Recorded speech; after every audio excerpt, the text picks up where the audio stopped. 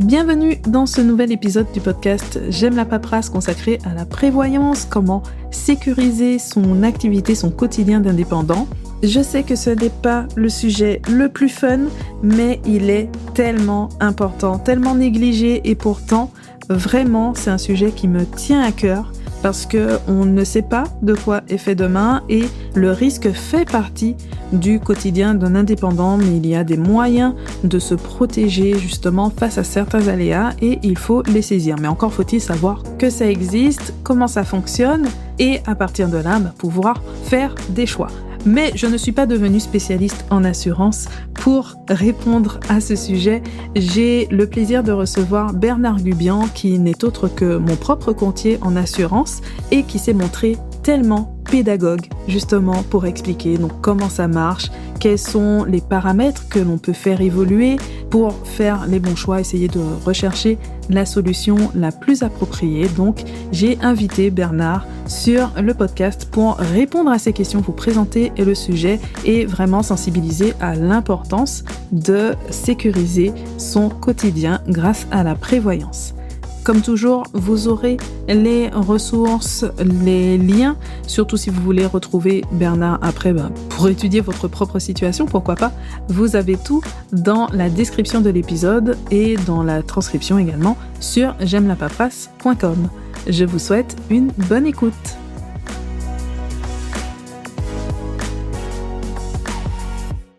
Merci Bernard d'accepter de faire cette interview donc sur le sujet de la prévoyance, sujet beaucoup trop négligé et qu'on va essayer donc de simplifier, de présenter un petit peu pour dédramatiser la question et en même temps sensibiliser à l'importance de la prévoyance. Donc première question, simplement, quand on parle de prévoyance, de quoi on parle et à quoi ça sert? Alors c'est une bonne question, c'est une question philosophique on pourrait dire. Je faisais de la formation, en fait, on parle d'assurance et en fait, c'est le risque lié à la vie humaine. Malheureusement, on va tous un jour avoir on va tous un jour décéder, donc on va tous un jour disparaître. On sait pas quand, c'est le principe de base. Donc, c'est ce risque-là lié à la vie humaine où on doit intervenir. Le risque de la vie humaine, donc, comme je l'ai dit tout à l'heure, en fait, on peut intervenir bien entendu en cas de décès, mais aussi le risque en cas d'arrêt de travail, en cas d'invalidité, d'accord? Donc c'est ce risque-là qui est une notion de la vie humaine où on peut intervenir et c'est ça la prévoyance. Et du coup, quand on parle de prévoyance, est-ce que ça couvre un risque en particulier ou est-ce qu'on peut avoir plusieurs types de contrats donc par rapport à ces différents risques, décès, invalidité, arrêt de travail, etc. Alors déjà, il faut faire comprendre aux personnes, c'est que souvent les gens confondent la prévoyance et la mutuelle. La mutuelle, en fait, c'est pour rembourser des médicaments, des consultations, ou les dents, ou l'optique, ou les lunettes. La prévoyance, c'est bien un risque, on appelle ça dans notre jargon d'assurance, un risque lourd. C'est-à-dire qu'on intervient, en fait, sur 3 grands domaines en matière de prévoyance, qui est donc, je me répète, le décès, l'invalidité, qui peut être partielle ou pas partielle, en totale ou pas totale, et l'arrêt de travail, ce qu'on appelle l'ITT, l'interruption temporaire de travail, suite à une maladie ou suite à un accident.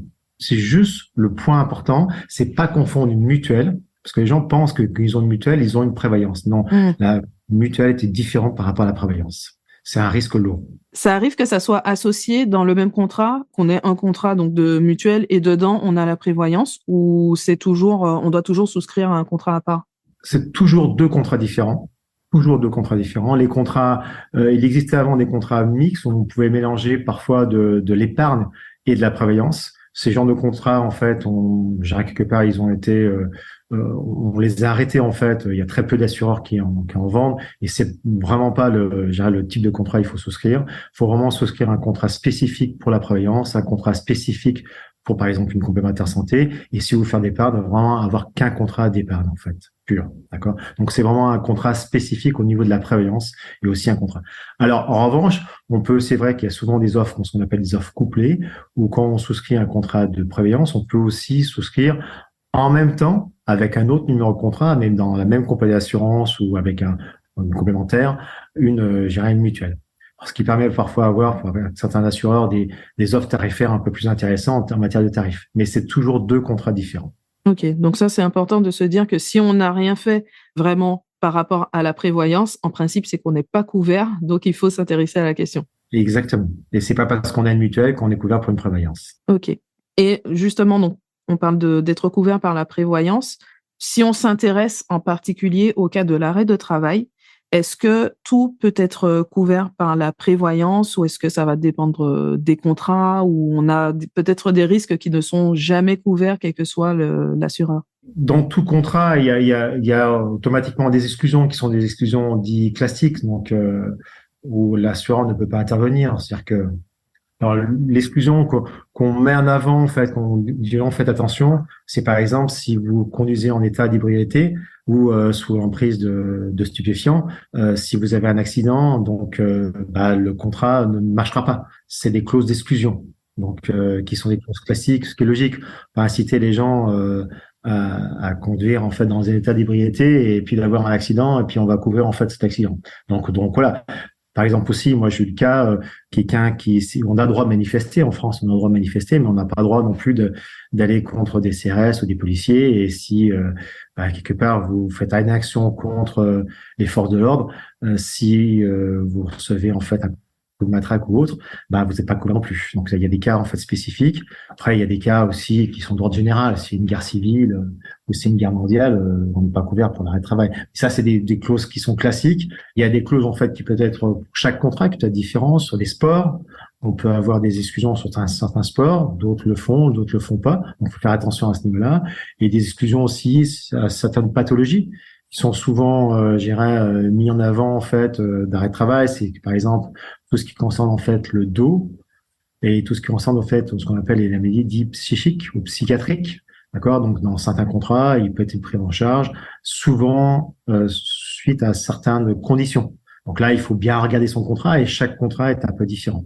Donc là, il faut prendre son temps, mais regarder les conditions générales. Ou maintenant, en fait, les compagnies d'assurance ont obligation de donner aussi une fiche d'information qui est assez simpliste, mais qui est pas mal fait, en fait. En tous les cas, il y a on va dire, il y a des feux verts et des feux rouges. Donc, quand il y a des feux rouges, on voit où on n'est pas garanti. C'est vrai que ça donne déjà un peu plus de lisibilité parce que les contrats et fiches d'assurance, mine de rien, quand on n'est pas du tout du milieu, c'est pas toujours évident de s'y retrouver pour comparer les différents contrats. Stéphanie, tu as raison. D'accord, c'est pour ça qu'il y a eu depuis maintenant 3 ans l'obligation en fait aux assureurs de donner ce type de fiche, qui c'est une fiche d'information du contrat, qui est obligatoire. Donc la personne peut voir, c'est un peu plus simplifié. Donc elle peut, et je dirais quelque part, c'est plus lisible en tous les cas, pour plus compréhensible en tous les cas pour quelqu'un qui ne connaît pas grand-chose. Donc en tous les cas, en plus c'est avec des zones vertes et rouges, on comprend en fait où on n'est pas assuré. Et puis on a des systèmes d'options aussi. Ça c'est ce que j'avais vu pour mon propre cas. Bien sûr, Stéphanie, bien sûr. Il y a beaucoup d'options en fait possibles dans chaque contrat. Donc c'est vrai qu'on peut les énumérer, mais même sur une partie garantie d'essai, par exemple, on peut assurer une personne, mais aussi assurer, par exemple, sous forme de rente éducation les enfants. On peut assurer le conjoint sous forme de rente de conjoint, d'accord. On peut aussi mettre un capital plus important en cas d'accident ou en cas d'accident suite à la circulation. Donc voilà, il y a pas mal de formes et je dirais d'options dans les contrats de prévoyance. C'est pareil pour l'arrêt de travail, on a possibilité d'avoir des arrêts de travail avec des franchises qui peuvent être différentes. Non, je pense qu'on reviendra dessus, mais qui vont différencier le tarif, bien entendu, et une garantie par rapport à une autre. Après, c'est pareil sur l'invalidité, on peut agir sur l'invalidité dite professionnelle, le taux d'invalidité aussi, on peut agir aussi. Donc il y a pas mal quelque part de différences en tous les cas sur les contrats. Et par rapport à la question des pathologies donc qui vont être couvertes ou non, on a toujours la crainte sur les antécédents médicaux quand on se renseigne sur la prévoyance. Alors bon, si on est jeune et en bonne santé, peut-être pas, mais autrement, c'est toujours une question délicate pour l'assurance.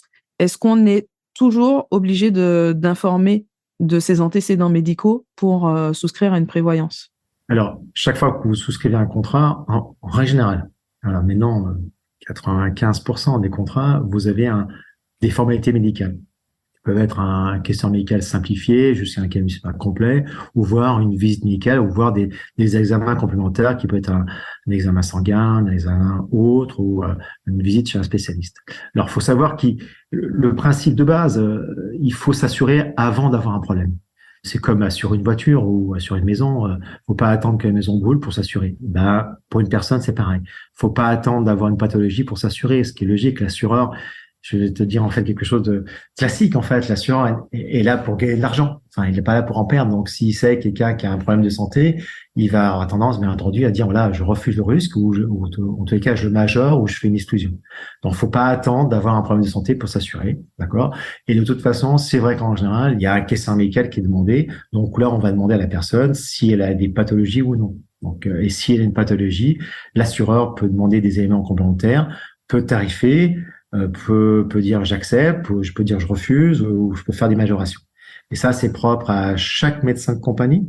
Et on a des réponses parfois différentes de compagnie à l'autre. Et ça, on peut pas le savoir à l'avance. En plus, maintenant, en matière de secret médical, les compagnies d'assurance sont largement en fait contrôlées. Il y a en plus ce que ça s'appelle la RGPD, où en fait, c'est des éléments qui sont très confidentiels, qui partent directement de l'assuré au médecin conseil de la compagnie, et c'est lui et seulement lui, j'ai un commercial, un courtier ou un agent, ne peut pas intervenir à ce niveau-là. Nous, on n'a que le résultat final de savoir si les gens sont pris, pas pris, ou s'il y a une exclusion, on ne sait pas le type d'exclusion, ou s'il y a une majoration. Voilà. Alors, c'est vrai qu'il est préférable de souscrire quand on a un bon état de santé, quand on est jeune, ben, en général, on a moins de soucis. Donc voilà. Mais malheureusement, en fait, on voit des gens qui ont des pathologies et c'est pas toujours évident de pouvoir les assurer ou de trouver un assureur qui puisse les prendre. Même si il me semble que ça a un peu évolué, qu'il y a eu des mesures d'oubli par rapport à certaines pathologies. Alors Stéphanie, tu as raison. Ce droit à l'oubli, ou en tous les cas, il y a des lois qui sont passées actuellement, en fait, mais c'est uniquement tout ce qui concerne en fait les assurances de prêt. D'accord? Ah, Donc, d'accord. pour les assurances de prêt, oui, il y a un droit à l'oubli qui est à 10 ans à 5 ans. Il y a aussi une possibilité maintenant pour des souscriptions d'assurance de prêt qui sont inférieures à 200 000 euros. Maintenant, l'assureur, j'ai rien, ne peut plus poser de questions au niveau médical, d'accord, ou à question de santé. Les gens sont pris automatiquement. Mais ça, c'est uniquement pour l'assurance de prêt et pour la résidence principale, et souvent sous certaines conditions. En revanche, tout ce qui sont ça, en fait, on va dire la prévoyance professionnelle, là, il n'y a pas de changement, d'accord? Donc, c'est-à-dire qu'un assureur peut accepter ou non un risque. Alors, dans le passé, on a eu des assureurs, on a eu un assureur, nous, en fait, dans le passé, maintenant, il y a 7 ans, 8 ans, qui souscrivait des contrats sans formalité médicale. Ça n'a pas été une grande réussite, ça a même été un échec, on peut dire. Malheureusement, l'assureur prenait que les mauvais risques. Et au bout du bout, en fait, je dirais le ratio entre les primes versées et les sinistres était trop important, c'est-à-dire qu'il y avait trop de sinistres. Et la compagnie a été obligée d'arrêter ce type de souscription. Il y a très peu d'assureurs qui souscrivent sans formalité médicale. Ok. Mais bon, ça va quand même plus ou moins loin par rapport à un choix qu'on fait au départ, qui fait qu'on va avoir un questionnaire simplifié ou un questionnaire plus complet, ou qu'est-ce qui fait qu'on va avoir l'un ou l'autre? Les critères, en fait, au départ, les critères, en fait, sont essentiellement, en fait, l'âge et le montant des capitaux à garantir. C'est sûr que si on garantit, on va dire, un capital en cas de décès de 50 000 ou 100 000 euros, ou des indemnités journalières à hauteur de 50 euros par jour, en général, il y a juste un questionnaire médical simplifié, en fait. On va dire, c'est très simple. En revanche, si voilà, je veux m'assurer pour 10 millions d'euros en cas de décès, avec des indemnités journalières qui sont de l'ordre de, je grossis le trait, de l'ordre de 10 000 euros par mois, c'est sûr qu'automatiquement, la compagnie d'assurance, comme le risque est plus élevé, elle va demander des éléments complémentaires. Donc, elle va demander, en fait, une étude de risque plus importante. Après, on peut demander aussi des études de risque plus importantes. Ça peut être aussi une question aussi de profession. D'accord? Vous avez une profession spécifique dans le bâtiment ou autre, voilà, vous travaillez dans le nucléaire, bon, la compagnie assurance, elle veut connaître son risque. C'est le but du jeu, c'est d'avoir une sensibilité. L'assureur, il veut connaître, c'est pas un méchant, en fait, il n'y a pas des gentils et des méchants, mais l'assureur, il veut connaître le risque. Quel est le risque par rapport à une personne, par rapport à, je dirais, un prospect, par rapport à une étude. Donc, elle veut connaître son risque, donc elle peut demander des éléments complémentaires sur, par exemple, ça peut être sur la profession, mais après aussi, ça peut être par rapport à une pathologie. Donc, vous dites, voilà, j'ai eu un problème cardiaque, donc ces problèmes cardiaques, ça veut dire, c'est beaucoup de choses et peu de choses, en fait. Donc, elle va connaître, en fait, le risque, qu'est-ce qui s'est passé. Donc, par rapport à ça, donc, elle va vous demander, en fait, des éléments complémentaires, soit les derniers examens médicaux que vous avez passés, soit alors une visite chez votre cardiologue. Et après, avec ces éléments-là, donc, elle aura tous les éléments au niveau médical pour dire, voilà, je prends le risque d'assurer une personne. Elle peut dire aussi, je ne prends pas le risque, parce que pour moi, le risque, je dirais, est trop important. Ou elle peut dire, voilà, on le voit de plus en plus, elle dit, voilà, on ajourne, en fait, on dit à la personne, on dit, bah, pour l'instant, c'est trop tôt, vous y prenez trop tôt, donc on va ajourner votre étude pendant au moins 1 an ou 6 mois. Et dans 6 mois, bah, on verra en fait ce qu'il en est. On l'a beaucoup en fait, cet ajournement pour les problèmes, on va dire, de cancer. Quelqu'un qui a eu un cancer très récent, on n'a pas l'assureur n'a pas le retour en fait par rapport à cette maladie. Vous savez, il faut un certain temps pour savoir s'il va avoir de nouveau des complications. Donc ça peut être 1 an, 3 ans, 5 ans. Souvent c'est 5 ans, entre 3 ans et 5 ans. Donc c'est vrai que si c'est très récent, l'assureur va dire bah maintenant c'est trop tôt, peut-être dans 1 an refaites passer un questionnaire de santé et après on pourra étudier votre risque. C'est quand même délicat comme situation si on se place du point de vue de... Exactement, c'est très délicat et nous en tant qu'intermédiaire, moi je suis courtier, c'est très délicat pour dire à la personne voilà, mais c'est le principe de l'assurance. C'est le principe de l'assurance. Quand vous êtes à la sécurité sociale prend tout le monde, quel que soit l'état de santé. Ce qui n'est pas un assureur peut dire voilà, je refuse un risque, c'est son droit. Après, quand il l'a accepté, il peut plus après le résilier, d'accord. Donc c'est vrai que quand on souscrit un contrat, voilà, vous êtes pris en charge, et vous serez pris en charge tout le temps. Donc c'est pour ça, c'est quand même des garanties sur du court, moyen et long terme. Donc, ce qui est intéressant, en fait, pour les clients. D'accord? Donc, ils s'engagent sur du long terme. Donc, par rapport à ça, il va être certain de bien connaître le risque. Et c'est ça pourquoi il y a des questions de santé. Et ce qu'on dit aux gens, faut surtout pas attendre. Dire, oui, mais c'est pas grave, je prendrai ma décision dans 6 mois, 1 an, 2 ans. Mais si demain, vous aurez un problème, bah, je dirais, ça sera trop tard. Je reprends toujours l'exemple de la voiture. Vous faites voler votre voiture. Si vous n'êtes pas assuré sur le vol, bah, si vous faites voler votre voiture, c'est trop tard. Vous n'êtes pas assuré pour le vol. On peut pas faire un effet rétroactif. On peut pas faire un rewind, en fait, comme les magnétoscopes, en fait. Donc, c'est pas possible. Donc, il faut souscrire, bien entendu, en fait, avant d'avoir un problème. Et c'est vrai que au moment où le problème se présente, que ça soit pour la voiture ou pour un état de problème de santé, bah, ça fait une chose en moins, en fait, hein. Parce que à ce moment-là, on a plein de préoccupations pour régler la situation concrètement du quotidien. Mais j'avoue aussi, hein, c'est pas fun, Stéphanie, de penser à sa mort, penser à son arrêt de travail, son invalidité. C'est pas les choses qu'on vraiment on a envie de parler. Donc voilà, c'est pas quelque chose. Puis vous savez, il y a un esprit humain. On se dit, on est tous, surtout quand on est jeune, on est immortel, ça va jamais arriver, ça arrive qu'aux autres, quoi. Donc voilà, mais non, malheureusement, parce que je répète ce que j'ai dit au départ, c'est un risque lié à la vie humaine. Donc malheureusement, on n'est que des humains, donc ça peut arriver demain en fait. Malheureusement, c'est pas. Voilà, et ça, je peux pas savoir, on peut pas savoir. Nous, on peut dire, en fait, attention, c'est la seule chose qu'on peut, voilà, pour inciter les gens, c'est pas pour faire pleurer dans les chaumières, mais en tous les cas, pour dire, voilà, ça peut arriver. Et malheureusement, quand ça arrive, bah, ça peut avoir des proportions importantes. Surtout sur pas les petits arrêts de travail, parce qu'on arrête toujours à se dépouiller, mais c'est sur les longs arrêts de travail qui tombent en invalidité. Donc voilà. Vous savez, après, on en parlera, mais notre régime de base, que ce soit la sécurité sociale ou, le régime des indépendants, c'est très faible ce que verse le régime de base. Donc, en cas de décès, il verse 3 ou 4 000 euros, quoi. Voilà, ça paye la caisse en bois, quoi. Donc, si vous avez une famille, des enfants à charge encore, bah, c'est dommage. C'est sûr. Et même juste sur le quotidien, sur un arrêt de travail, bah, quand c'est la source de revenus et pour X raisons, on ne peut pas travailler pendant des mois, ben, il y a un moment, on doit payer son logement, ses factures, c'est sûr que ça peut vite devenir compliqué et heureusement, il y a quand même des indemnités journalières, mais bon, ça reste faible. Et surtout, en fait, moi, je dis, ce que je peux dire, c'est un message, en fait, c'est que les gens, dans un projet professionnel, surtout d'indépendance, ont investi parfois. Ont investi, bien entendu, parfois de l'argent propre, de leur famille, d'accord, de leurs parents, des amis. Et ils ont aussi investi du temps, beaucoup de temps, en fait, de l'énergie. Je le vois en fait, hein, et j'adore en fait ces gens qui s'installent. On a envie de les aider en fait, parce que moi aussi je me suis installé, en fait, j'ai aussi été indépendant. Mais on investit en fait du temps, de l'argent, etc. Et du jour au lendemain, s'il arrive quelque chose, bah toute cette énergie, tout cet argent aussi qui a été investi, bah on va le perdre. Voilà, c'est ce que je peux dire. Donc, et parfois pour un jeune qui s'installe, la prévoyance c'est pas un coût énorme en fait. Donc, je veux dire, bah, finalement c'est peut-être dommage. D'avoir investi tant de temps, tant d'argent. Souvent, en fait, on a arrêté un métier pour faire un autre, et puis on se retrouve finalement dans la paille, donc c'est dommage, en fait, de ne pas penser à ça avant, et il faut le faire. D'accord? C'est surtout, en fait, l'énergie qu'on peut mettre et l'argent qu'on a pu mettre dans son projet, et du jour au lendemain, ça peut s'arrêter.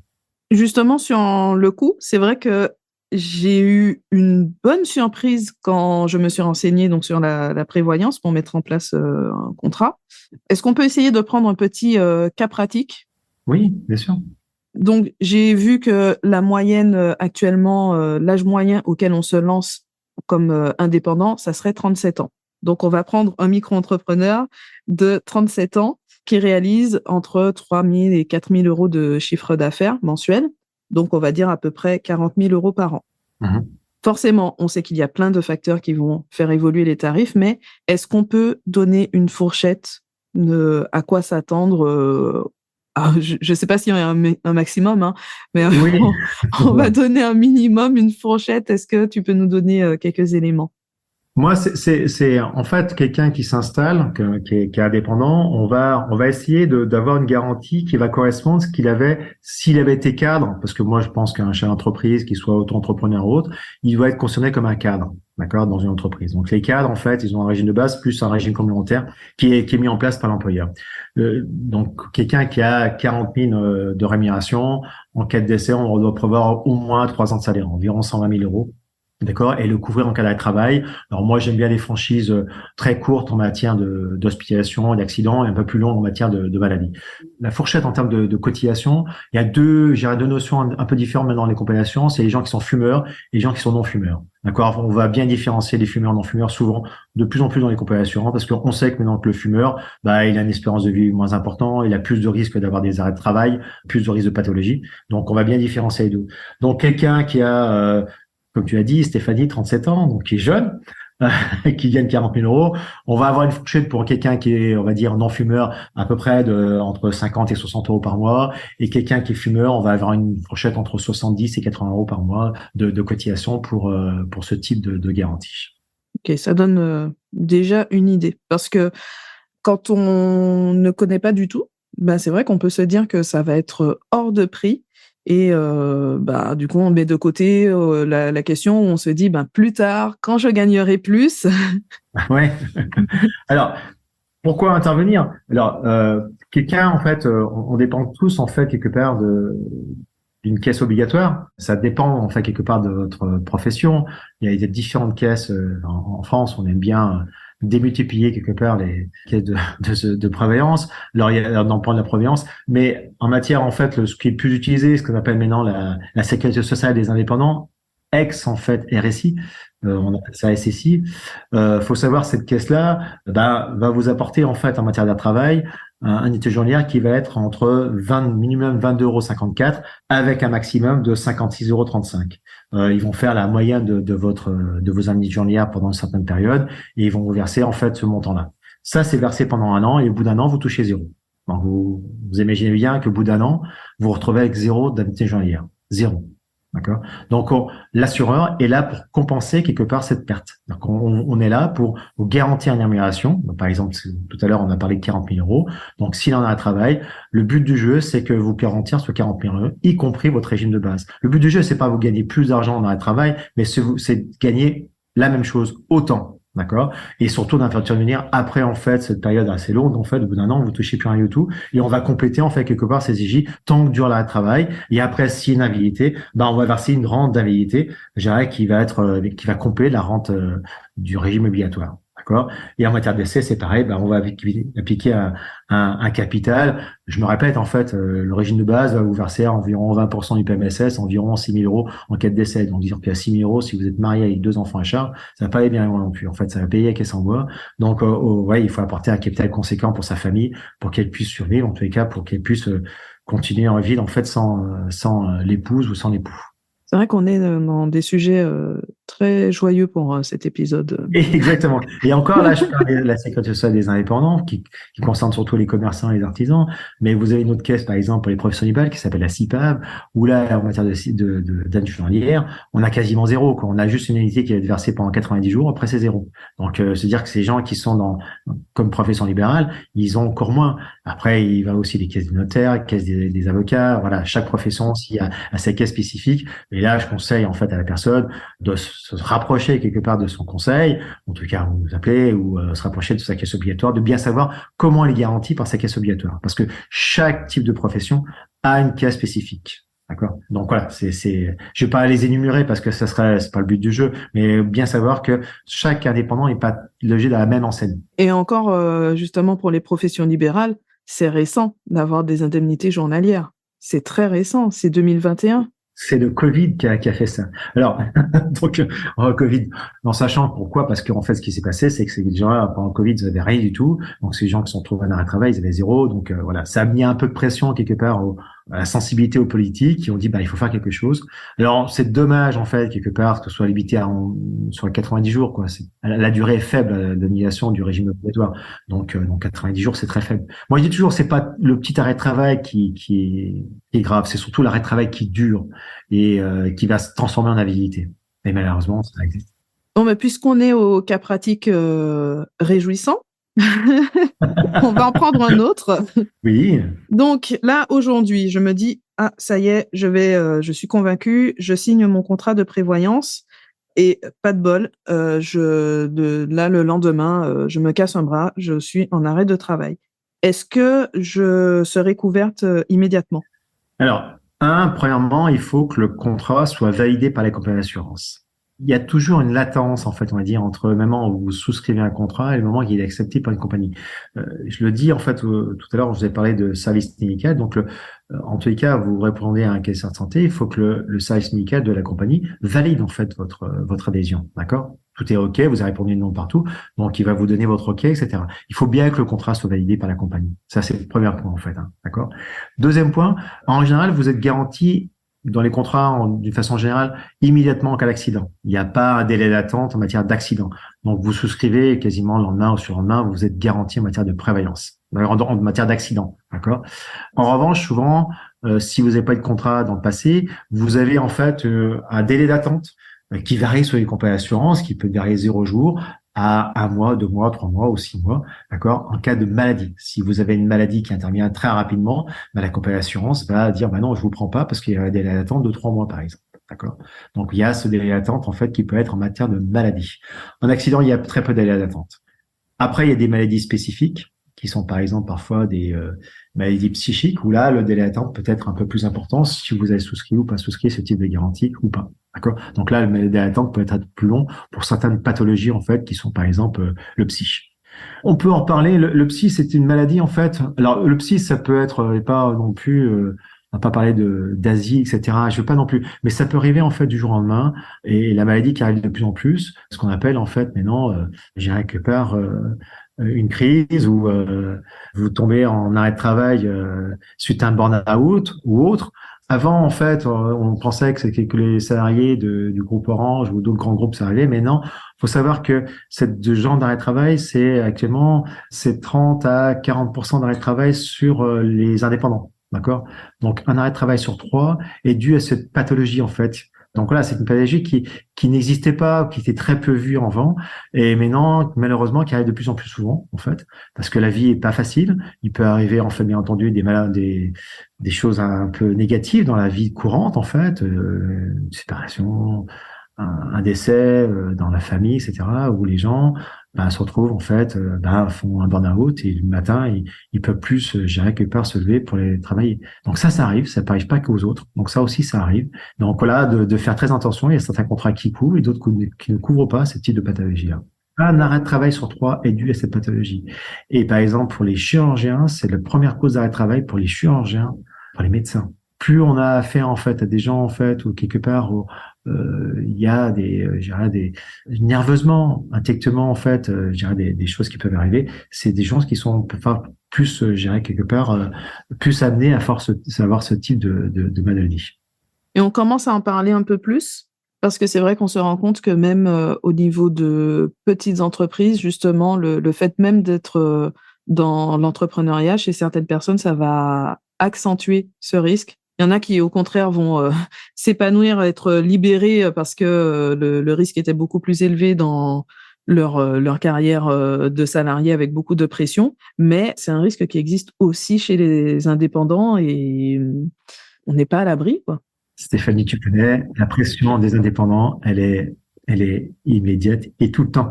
Quand on est à son compte, moi je dis toujours, on est toujours, même en vacances, on n'arrête pas tout à fait. Donc on est toujours en pression. encore plus qu'un salarié. Donc la pression, là, malheureusement, ça engendre des pathologies. Mais ce type de pathologie arrive là. Le Covid aussi a accentué en fait. On le voit en fait que soit on travaille aussi sur les entreprises, donc on le voit ce type de pathologie a énormément augmenté suite au Covid. Parce que les gens, malheureusement, travaillent que ce soit des indépendants, que ce soit des salariés, travaillent de plus en plus d'une façon indépendante chez eux, donc on se retrouve un peu seul. Et, bon, la solitude n'est pas facile. Et pour un indépendant, la solitude est multipliée par 2, par 3, par 4. Parce que souvent, vous avez des gens en micro-entreprise, ils sont tout seuls. Donc, on est tous les jours à essayer de trouver du job pour les vivre. Donc voilà, c'est pas facile. Donc, ça amène de la pression. Et cette pression-là, parfois, elle est supportable et parfois, elle est insupportable. Je pense qu'il y aurait vraiment de quoi faire un sujet là-dessus parce oui, que je pense aussi. la question de la santé mentale des indépendants, c'est vrai que c'est une question importante et on met souvent en avant le côté liberté, etc., qui peut être réel, mais c'est important de dire aussi les choses qui sont moins plaisantes parce que ça peut aussi faire partie d'une réalité et en avoir conscience. C'est déjà un début pour essayer de se préserver, pour ne pas en arriver là, si possible. Alors, je fais pas de sexisme du tout, en fait, mais moi, j'ai eu des chefs d'entreprise femmes, en fait, ils se sont trouvés à la naissance de leur premier enfant, avoir une ambiguïté entre être maman, être une bonne maman, d'accord, et en même temps être chef d'entreprise. Et parfois, c'est pas évident. Le baby blues, ça a toujours existé en fait. Donc, vous êtes chef d'entreprise, vous avez un baby blues, ça peut durer 1 mois, 2 mois, 3 mois, 6 mois et plus, d'accord. Donc ça arrive. C'est des choses qui sont concrètes et nous on le voit en fait. Donc voilà. Et cette ambiguïté entre dire voilà, je veux être une bonne mère, donc je veux m'occuper de mon enfant, et en même temps je veux continuer à être chef d'entreprise. Et parfois la surcharge de travail, la surcharge familiale fait que parfois, malheureusement, on a cette difficulté, en tous les cas, cette pathologie qui peut arriver. Oui. Parce que là aussi, il y aurait beaucoup de choses à dire. Exactement, sur les questions de charge mentale et autres qui pèsent en fait, sur les femmes. J'entends des messages, j'en suis entièrement convaincu. Et je l'ai vécu en fait, pour quelque part pour des clients qui m'ont expliqué ça. C'était un matin, voilà, c'était trop fort, d'accord. Je me sens pas une bonne mère, etc. Parce que je vais trop au boulot, je rentre tard le soir. Voilà, donc ce sentiment-là, voilà, c'est parfois propre à une maman. Mais il faut faire des enfants, c'est bien. c'est pour le monde de retraite. Donc surtout pas. Donc voilà, mais voilà, c'est des éléments-là qui, voilà, il faut en parler et puis voilà, et puis dire tiens, s'il y a quelque chose, j'ai une solution, j'ai pris un contrat qui va me couvrir pour ça et voilà, je suis tranquillisé. Déjà d'avoir en fait un contrat, vous dire voilà, je suis tranquillisé parce que déjà en fait on fait voilà, j'ai réglé ce problème-là. Déjà en fait ça. Se dire en fait j'ai une épée de Damoclès qui me tombe dessus parce que j'ai rien préparé et en plus j'ai démarré ça, donc voilà, c'est double pression. Et en plus c'est vrai que dans certains métiers tout ce qui est conseil par exemple, on a l'avantage de pouvoir se lancer sans investir, juste avoir un projet, allez hop on se lance et puis on se dit derrière il n'y a pas de charge particulière, il n'y a pas non plus de risque particulier parce qu'on n'est pas, on travaille de chez nous, quoi, avec juste un ordinateur. Mais le risque, il peut être là et c'est intéressant de voir qu'on peut mettre en place certaines choses pour sécuriser là-dessus, pour au moins avoir ce petit parachute, on va dire, amortir. Tout à fait, tout à fait. Mon parachute est un joli mot. Donc non, tout à fait. C'est exactement ça, oui, voilà. Puis après, c'est dire est-ce que ça vaut le coup du risque par rapport à une cotisation. On dit là, on parlait tout à l'heure, il y a une rémunération de 40 000 euros, voilà, 60 euros par mois, ça fait 720 euros à l'année. Est-ce que je prends le risque en fait de pas me couvrir pour 720 euros par rapport à ce que je gagne de 40 000 euros? Voilà, c'est quel est le coût du risque? Quel est le prix en fait du risque par rapport en fait à une garantie? C'est tout. Si je dis voilà, vous gagnez 40 000 et ça va vous coûter 20 000, là on peut se demander est-ce que c'est intéressant de prendre une garantie? Voilà, c'est ça en fait, c'est le coût du risque. Est-ce que je suis capable de prendre le coût du risque? On sent mieux en fait le coût du risque. Par exemple, c'est marrant, les gens se sentent mieux pour l'assurance de biens en fait. On parle de la voiture, par exemple, j'ai une franchise, pas une franchise, ou je m'assure pour le vol, pas le vol, etc. Ça ils comprennent bien. Mais en revanche, c'est pas toujours évident intellectuellement de réfléchir en fait le coût du risque pour une personne en fait. Voilà. Qu'est-ce que je vaux réellement en fait. Donc voilà, est-ce que je suis capable de prendre le risque, pas le risque. Voilà, c'est ce que je dis aux gens en fait. Si vous pour vous dire c'est beaucoup trop cher pour vous, bah si c'est trop cher, c'est pas grave en fait. Hein. Mais vous sachez le prix en fait ce que ça vous coûte.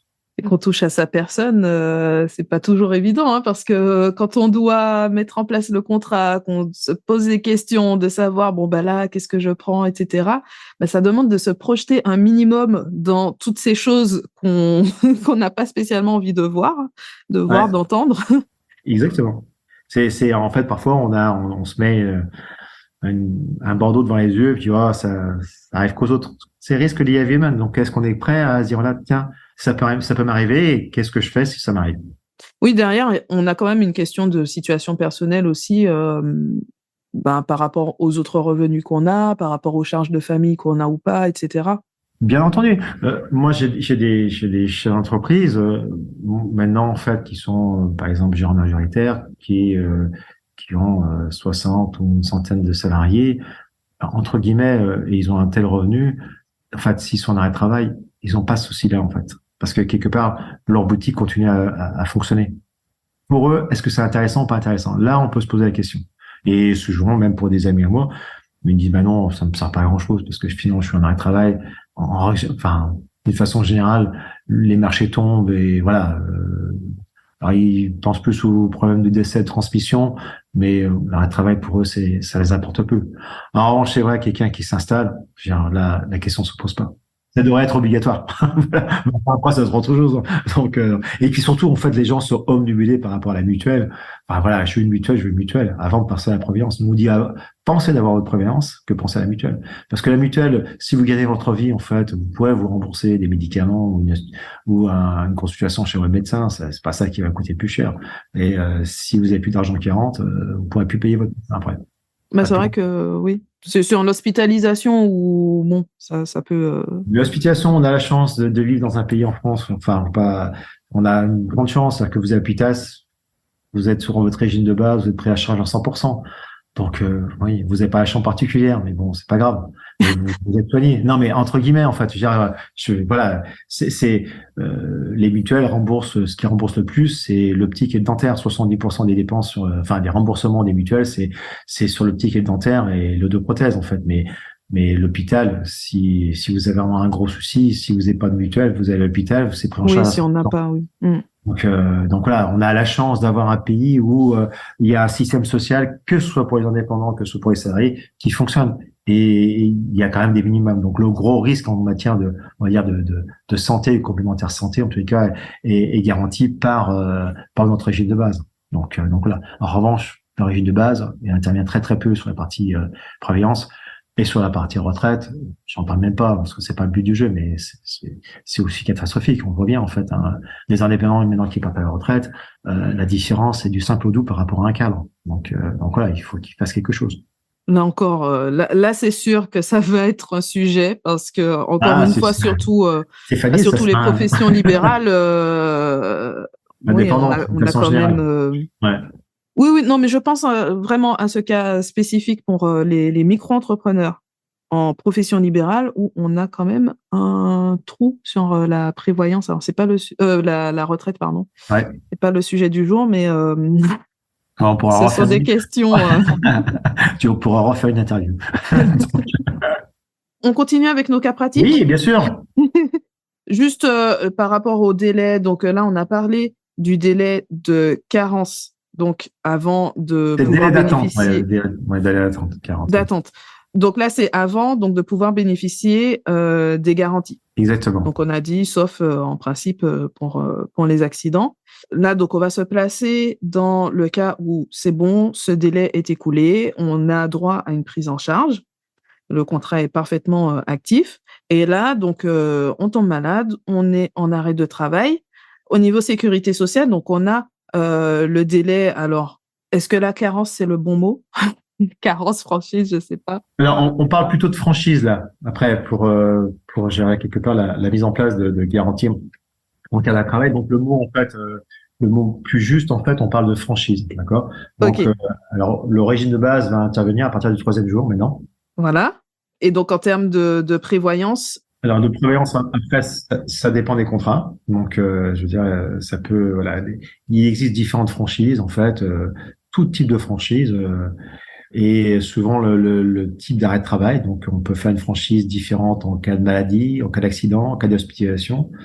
On peut intervenir, par exemple, en hospitalisation à 0 jours. En cas de maladie, on peut intervenir à 30, 15, voire même à 7 parfois, ou à 60 jours. Il y a des gens qui disent, bah, plus la franchise sera grande, sera importante, moins le coût du tarif sera important, ce qui est logique.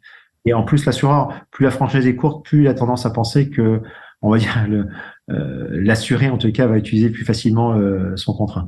Donc, plus la franchise est élevée, plus il dit, voilà, l'assuré, en fait, c'est logique, en fait, c'est une statistique, en fait, hein, les assureurs sont des statistiques, plus la franchise est finalement élevée, moins l'assuré va utiliser quelque part son contrat de prévoyance. Donc voilà. Donc, il y a des grosses différences en matière de tarifs, plus la franchise est courte, bien entendu, plus le tarif sera élevé.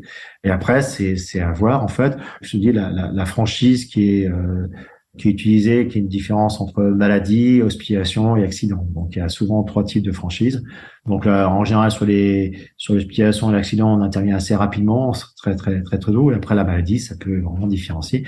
Il y a vraiment des différences très importantes, en fait. Donc, et en matière de tarifs aussi, en fait. Il y a beaucoup moi, je vois de plus en plus, en fait, de personnes, même indépendants, qui disent, de toute façon, moi, ça m'intéresse pas de garantie trop tôt. Je préfère une garantie à 60 jours, à 90 jours. Donc, finalement, il y a une franchise de 90 jours, et ça, on intervient uniquement pour le gros risque à partir de 90 jours.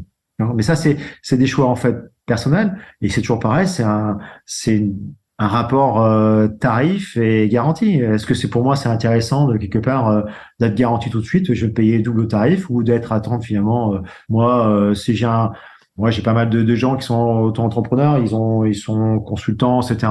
Ils ont en fait finalement les 30 premiers jours, 60 premiers jours, pour eux ça pose pas de problème. C'est après 60 jours ça peut poser problème. Donc là on a à intervenir.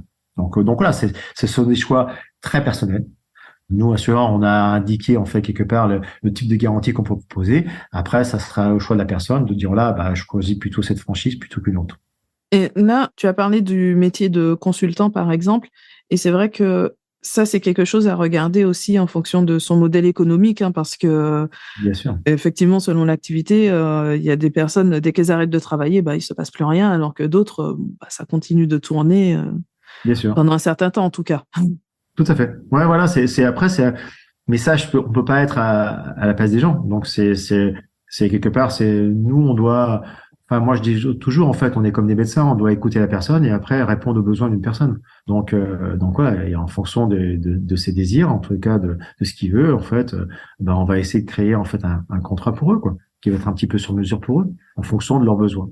En termes de contrat, justement, je sais même pas comment aborder ça exactement. Il me semble qu'il y a un type de contrat qui permet de couvrir les frais fixes de l'entreprise. Alors, ça va peut-être pas concerner ceux qui sont en micro-entreprise. Est-ce qu'on entre toujours dans le cadre de la prévoyance, là? Qu'on soit un salarié ou un travailleur indépendant, ça marche de la même façon. Un assureur va intervenir de la même façon. Les contrats sont quasiment identiques entre un salarié. Alors la différence, c'est que pour un salarié, c'est en un ensemble on va dire un contrat groupe. Donc il y a une entreprise, ils sont 50 salariés, donc on va assurer tous les salariés en matière de prévoyance, mais avec le même type de contrat, c'est-à-dire une garantie en cas de décès, de la rente éducation pour la rente éducation, de l'arrêt de travail et de l'invalidité. Voilà, l'architecture en fait du contrat va être le même on va dire pour une entreprise, pour ses salariés, que pour un indépendant, c'est exactement la même chose. Alors, la différence, c'est que un contrat direct groupe, c'est que le contrat groupe, on va étudier un groupe. Donc, on va mutualiser quelque part un risque. Donc, il y a 50 salariés. Donc, plus le groupe est important, pour un assureur, moins le risque est important. Tandis que pour un indépendant, il n'y a pas de mutualisation parce qu'il n'y a qu'une seule personne. Donc, ça va être en fonction de son âge et en fonction de ses garanties. Donc, plus il est âgé, malheureusement, plus ça va coûter cher. Stéphanie, beaucoup plus jeune que moi. Donc, moi, j'ai 60 ans. Pour le même contrat, c'est pas du simple au double, c'est du simple au triple. Donc en matière de tarifs. Donc voilà, il n'y a pas de mutualisation du coup. En revanche, si je suis salarié dans une entreprise où il y a une moyenne d'âge, mettant de 35 ans, moi qui ai 60 ans, j'aurai le tarif pour quelqu'un qui a 35 ans. La différence, elle est là. Mais je pensais à un autre type de contrat que je verrais plus du coup sur les sociétés, donc qui ont des frais fixes. Je crois que c'était sous le nom de Oui, frais généraux. D'accord. Voilà. Alors un peu moins le cas parce que bon, les auto-entrepreneurs n'ont pas de bilan à faire, donc ils n'ont pas de frais fixes. Donc voilà. En revanche, en fait, pour quelqu'un qui a, mettons, un commerce, j'ai un centre de coiffure ou voilà, où j'ai un bureau, en fait, bah, j'ai des frais fixes. Qui sont quoi les frais fixes? Si par exemple, bah, j'ai une location pour mon local, j'ai mes contrats d'assurance à payer, j'ai l'EDF, j'ai le téléphone, je peux avoir aussi une location de voiture, et je peux avoir aussi du personnel, et puis j'ai mes charges sociales à payer, d'accord? Ce sont des frais fixes, d'accord? C'est des frais généraux, d'accord? Dans la balance comptable, on a ce qui rentre, et plus, et les moins, ce qui sort, d'accord? Donc nous, le but du jeu, en fait, en termes d'assureur, c'est que s'il y a un problème en cas d'arrêt de travail, c'est tous ces mois, eh ben, on peut les assurer. D'accord? Si on a un arrêt de travail, dire que là, monsieur, vous avez dans votre bilan, en fait, je dis n'importe quoi, vous avez 4 000 € de frais fixes tous les mois, eh ben, en cas d'arrêt de travail, on va faire de telle façon que les 4 000 € soient payés par l'assureur. D'accord? Qui vont être versés non pas à vous pour remplacer votre salaire, mais à votre société. D'accord? Pour, gérer quelque part, être dans votre bilan qui permettent, en fait, quelque part, de payer, en fait, tous ces frais fixes que je disais tout à l'heure, votre loyer, peut-être vos salariés, votre EDF, vos honoraires, en fait, de votre comptable ou de votre avocat, voilà. Donc, tous les frais fixes sont propres à la société. Je me dis que c'est quand même bon à savoir. Bon, quand on est en micro, pas forcément, mais après, en fonction de l'évolution de l'entreprise ou si on est sous une autre forme, bah, ça peut être intéressant. C'est très important. Et d'ailleurs, les frais fixes, on le voit bien, les frais fixes sont plus importants que sa rémunération. Quelqu'un peut avoir une rémunération de 40 000 € tout à l'heure, quelqu'un a 37 ans, mais quelqu'un, en fait, en frais fixes, il peut avoir, s'il a déjà 1, 2, voire 3 salariés, il peut avoir des frais fixes, il peut monter jusqu'à 100 000 €. Ah oui, c'est Donc, sûr. et ça va vite, parce qu'un salarié minimum, ça coûte entre 40 000 et 50 000, en fait, hein, entre les charges sociales et gérer son salaire. C'est souvent, voilà, un salaire de 2 000 €, 24 000 € l'année, vous avez quasiment 15 000 € de gérer quelque part de charges sociales, et tous les avantages, ça fait environ 40 000 €. Donc, si vous avez un travail, votre salarié, si vous n'avez plus rien à lui donner comme boulot, ben, il va falloir les payer, quoi, quand même. Donc voilà, c'est des genres de choses, en fait, on peut intervenir, on peut discuter avec la personne et de savoir, en fait, où, en fait, on met le curseur, à quel montant, à quel niveau. Et là, on intervient à ce niveau-là. Et même, parfois, on dit aux gens, en fait, c'est pas plus important que quelque part, ça garantit sur son rémunération. Après, c'est le délai, en fait, et, pas le délai, mais je veux dire, la durée d'indemnisation, est-ce qu'on porte à 12 mois, 18 mois, 24 mois? Donc voilà. Souvent, on la limite à 1 an et demi, parce qu'au bout d'un an et demi, quelqu'un qui a travaillé au bout d'un an et demi, son comptable et nous-mêmes, on lui conseille d'arrêter son activité, se consacrer entre guillemets, à sa santé avant tout, quoi, parce que bon, ça sert plus à rien. Enfin voilà, ça va être compliqué, quoi. Mm. Et ça peut être le cas même pour une entreprise en solo, hein, parce que forcément, quand on a des salariés, bon, ben là, les charges les explosent, mais une activité avec des loyers, voilà, loyer, charges sociales, déjà. Parce qu'on parle de rémunération, rien que les charges sociales de rémunération, quelqu'un qui gagne 40 000 €, je mets de côté quelque part l'auto-entrepreneur, mais qui est Oui. commerçant ou artisan ou conseil, en fait, et qui est pas auto-entrepreneur, qui a pris le statut, en fait, d'indépendant, en fait, donc avec un bilan, bah, s'il gagne 40 000 €, il va avoir minimum 12 000 à 15 000 € de charges sociales. Donc, c'est pas parce qu'on lui a garanti son rémunération, il va continuer à payer ses charges sociales. La sécurité sociale, les indépendants, l'accès-RSI, ils vont pas faire de cadeaux, en fait, c'est un travail. Ils font pas de cadeaux. D'accord? Donc, ils vont vous demander les cotisations. Donc, il faudra les payer. Bon, pendant 1 an, moins. Donc, il faudra les payer. Donc, il faut toujours de l'argent. Donc, si on a prévu ça, je dirais quelque part en amont, tant mieux. Mais si on n'a pas prévu, tant pis. Voilà. Le but du jeu, c'est ça. Déjà, rien que les charges sociales, c'est quasiment 40%, plus de 40%, c'est 45% les charges sociales pour un indépendant. Donc, ça va vite, hein. C'est sûr. Donc, c'est bien de savoir on peut se couvrir, en fait, de différentes manières et ça va s'adapter, du coup, à l'activité, aux besoins, à l'entreprise, à la structure, à plein de choses, en fait.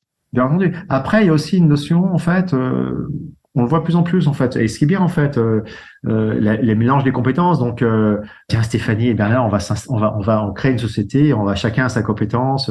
Donc voilà, on crée une société, on est 2 associés, ça marche du feu de Dieu, etc. On monte une société, une SARL, voilà, la société qui est plus utilisée. Mais s'il y en a un qui arrive à un problème, On est tous les deux en fait. Moi, je suis un homme, et je suis plus âgé, donc il n'y a rien un problème. Bah, falloir me remplacer en fait entre guillemets. Ouais, c'est pas là. On peut jamais me remplacer, mais non, je rigole. Mais voilà, il faut trouver en fait des moyens pour remplacer l'autre personne. Et surtout aussi, si on se retrouvait en fait, on voit le cas. Moi, j'ai vu le cas. C'est malheureux, c'est que on se retrouve quelqu'un, vous êtes associé, vous êtes 50-50, et la société marche bien, et du jour au lendemain, il y en a un qui disparaît, malheureusement. Bah, l'autre associé se retrouve avec finalement l'épouse ou l'époux en fait de son associé ou les enfants, parfois des gens mineurs. Donc se retrouver en fait avec des gens mineurs, c'est très compliqué.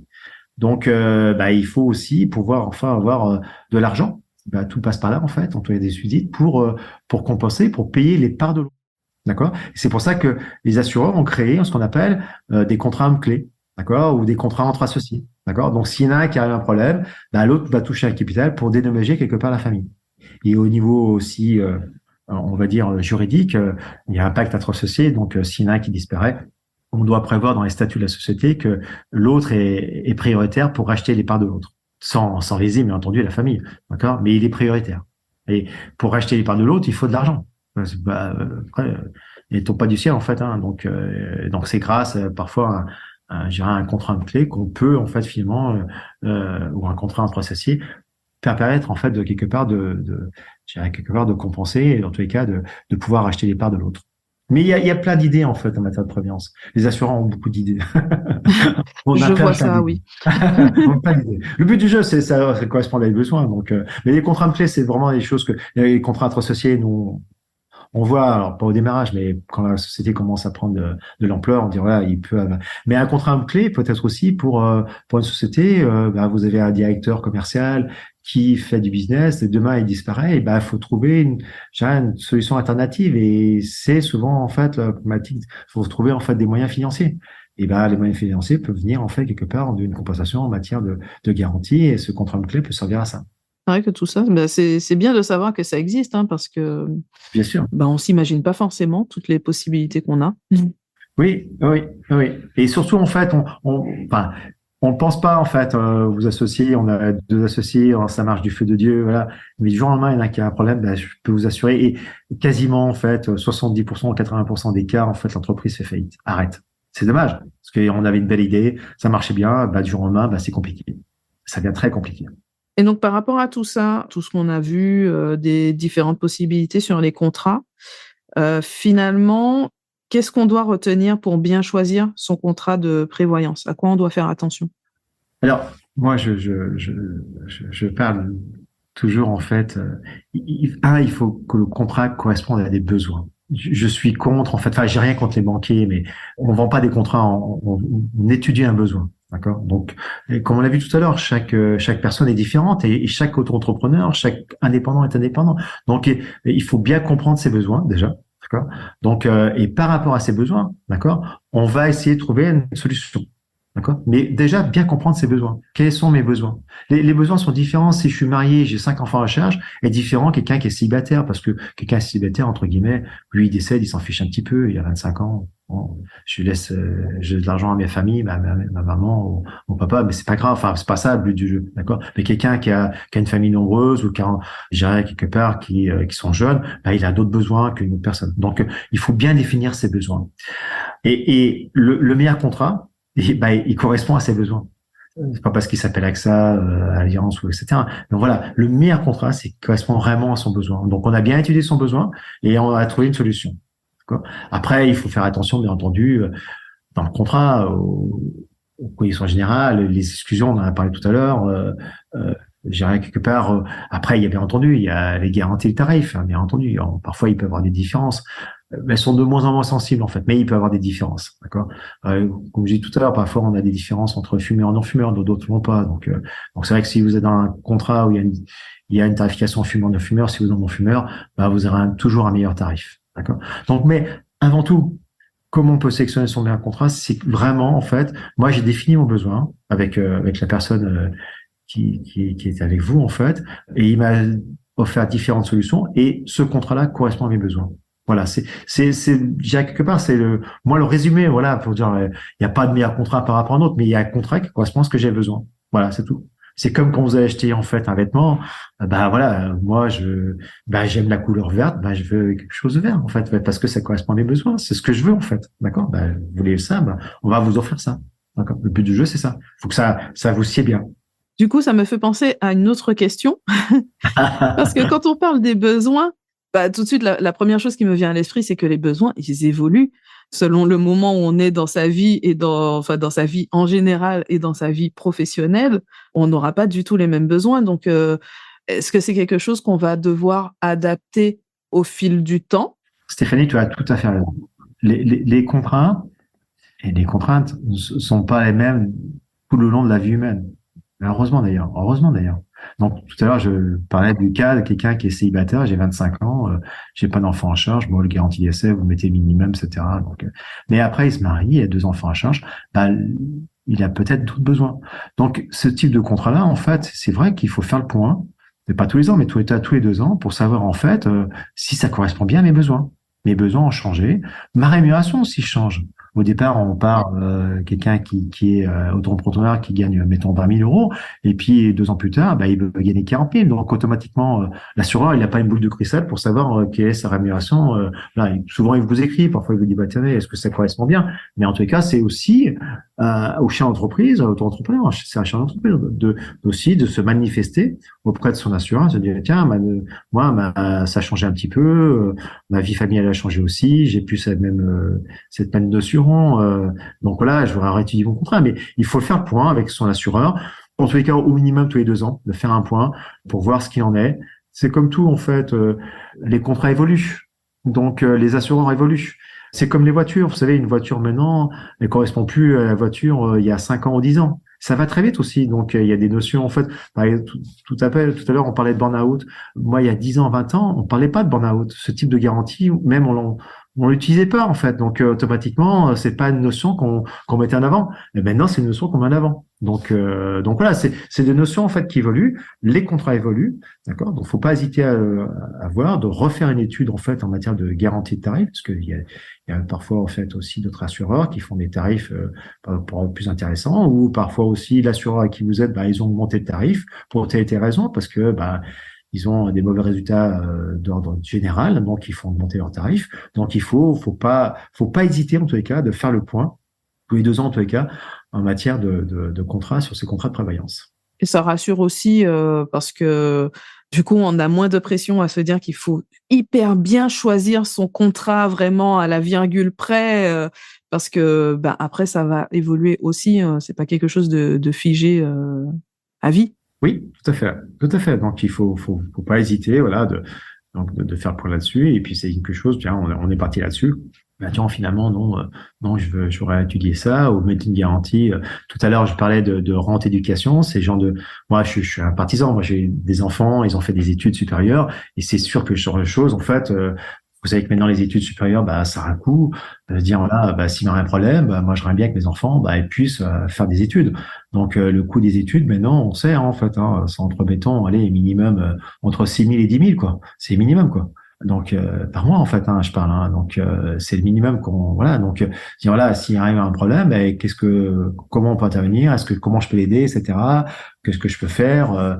Moi, je veux que mes enfants ils aient quelque chose s'il y a un problème. Donc c'est une chose qu'il faut bien entendu en discuter et faire le point là-dessus.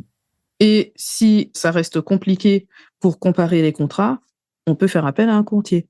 Alors oui, alors nous la différence, la matière de commercialiser un produit d'assurance, il y a 3 grandes formes en fait. Il y a soit un salarié d'une compagnie d'assurance ou d'une mutuelle, il va diffuser une seule et il est mandaté par la compagnie d'assurance, il est salarié de la compagnie et il est là pour dire voilà, je vous propose le contrat de la compagnie. Comme dans une banque en fait, voilà, c'est le contrat, ils ont qu'un seul type de contrat à diffuser. Après il y a les agents qui sont aussi des agents, ils ont pignon sur eux. On voit bien les agents Generali, AXA, etc. Où eux, ils sont mandatés par une compagnie aussi. C'est un peu hybride entre l'indépendant et le salarié. Ils sont mandataires uniques d'une compagnie d'assurance, mais ils sont quand même indépendants. Et enfin, les courtiers, comme nous, en fait, nous sommes totalement indépendants. On n'a pas de lien capitalistique avec des assureurs. Donc, on travaille avec beaucoup d'assureurs qui sont connus, des mutuelles. Et après, on essaie toujours de trouver le meilleur choix entre nos compagnies pour apporter une solution à nos clients. mais on est totalement indépendant. Et là, la différence, c'est qu'on est non plus mandaté par une compagnie d'assurance, mais on est mandaté par notre client pour trouver la meilleure solution. Et ça peut donner un bon coup de pouce, surtout en tant qu'indépendant, souvent on pense à plein de choses et on n'a pas forcément envie de prendre du temps pour ça. Donc, Oui. se faire aider à cette étape, c'est une solution que je trouve vraiment intéressante. Ouais. Et puis c'est vrai qu'on a l'avantage, c'est que on travaille avec une compagnie, puis dans 2 ans, dans 3 ans, on peut dire à la cliente, au client, ou à nos clients, peut-être on va changer, on va peut-être trouver une autre solution avec qui est une compagnie qui est plus performante. Donc voilà, les politiques commerciales. Et puis en plus, vous savez, en matière de banque et compagnie d'assurance, il y a des fusions. Enfin, on le voit bien en fait. Moi, j'ai connu en fait. AXA avant qui s'appelait la Sequoianes, qui s'en appelait à l'UAP, maintenant ça s'appelle AXA. Donc il y a des changements, il y a des recoupements. Les banques c'est pareil en fait. Le CIC maintenant c'est Crédit Mutuel. Enfin voilà, il y a des bouleversements. Donc ça change en fait. Je dirais quelque part la photographie qu'on a maintenant en fait de l'assurance ou du financier va encore évoluer. Mais ça on le sait très bien en fait. Mais ce qui est logique en fait. Donc est-ce que on est une société qui évolue et que des gens évoluent et les sociétés aussi évoluent et donc il y aura des bouleversements, des fusions entre mutuelles, des fusions entre des caisses, etc. Donc après il faudra faire de telle façon. Et même on le voit, même votre caisse obligatoire parfois change en fait. On l'a vu avec les professions libérales, ils sont passés, certains passaient de CIPAV à ce soit des indépendants, donc ils ont plus du tout le même régime. Donc ça aussi, ça change. Donc il y a plein de choses c'est bien d'ailleurs en fait. Heureusement d'ailleurs en fait, on n'est pas dans une société qui est figée, donc ça évolue. Donc de telle façon, il faut aussi quelque part faire le point sur l'évolution quelque part de votre profession et puis de l'assureur que vous avez en face. Merci beaucoup Bernard pour tous ces conseils, toutes ces précisions, ces informations très précieuses et je pense que ça va intéresser des personnes qui voudront peut-être aller plus loin. Si elles le souhaitent, comment est-ce qu'elles peuvent te contacter donc puisque tu es dans ce rôle justement de courtier en assurance? Donc on a un cabinet, donc on peut être joint donc par mail en fait. Donc sur mon mail, c'est b.bernard.gubian, mon nom de famille GUBIAN @ascow.fr ou sur notre téléphone fixe au 04 78 77 06 47 ou sur mon portable au 06 64 75 80 41. On n'hésitera pas et même ces gens veulent faire des études. Et j'ai toujours dit en fait, si on n'y arrive pas, on dit aux gens en fait, c'est pas grave. Je peux t'assurer que et je le dis en fait, s'ils ont un contrat qui est bien, on dit mais changez pas de contrat, surtout pas changer. Faut pas changer pour changer en fait. Donc c'est pas le but du jeu. On n'est pas là pour ça. Avant toi, on est là pour essayer de conseiller au mieux, en fait. Bien entendu, on a des intérêts tous financiers, bien entendu, en fait. On n'est pas là, bien entendu, on est là pour faire des affaires. Mais c'est pas le but du jeu, de faire des contrats à tout prix, quoi. Donc, voilà. Et on essaie aussi, ce qui est intéressant, on voit trop dans les banques actuellement, les gens ont des conseils dans les banques, mais ça change tous les ans, tous les 2 ans. Et ça, c'est quelque chose qui a une vraie difficulté pour les établissements financiers, en fait. Donc, de plus en plus, on voit, il y a un turnover très, très important, en fait. C'est un peu moins le cas sur les courtiers où il y a une sorte de stabilité en fait dans le métier. Les gens sont installés, ils sont là depuis un bout de temps en fait. Donc on a une continuité. Voilà, c'est ce que je pense. Voilà, j'ai rien contre les banquiers du tout en fait. J'ai une belle fille qui est banquière, enfin non pas du tout. Mais on le voit en fait, ils ont pas du tout la même approche en fait. Donc commercial et surtout en fait on voit bien sur tous les sites, on voit qu'il y a un vrai problème en fait en matière de ils sont très mal payés, et puis bon, ils sont dans un système qui est un petit peu archaïque pour nous, en fait. Voilà, où ils doivent remplir des cases et des bâtons pour faire leurs objectifs, et c'est pas notre but, en tous les cas. Nous, on est là en tous les cas, avant tout, pour essayer de trouver au mieux des solutions à nos clients, en fait. Et quand on trouve pas, on dit on trouve pas, en fait, Mais parfois, on dit, désolé, je peux pas tout trouver, en fait, Donc, on dit. Non, mais ça aussi, c'est rassurant. Si le but, c'est pas juste de vendre, mais de trouver une solution adaptée. On est là pour ça, en fait. Avant tout, en fait. Donc voilà, les courtiers sont avant tout là pour ça, en fait. Donc, je dis d'autant plus parce que je fais partie du bureau des courtiers sur la région de Rhône-Alpes. Donc voilà, je suis syndiqué, on est syndiqué, et enfin, syndiqué professionnel, en fait. Donc voilà, on met en avant quelque part notre sensibilité par rapport à ça. Merci encore. Bonne fin de journée.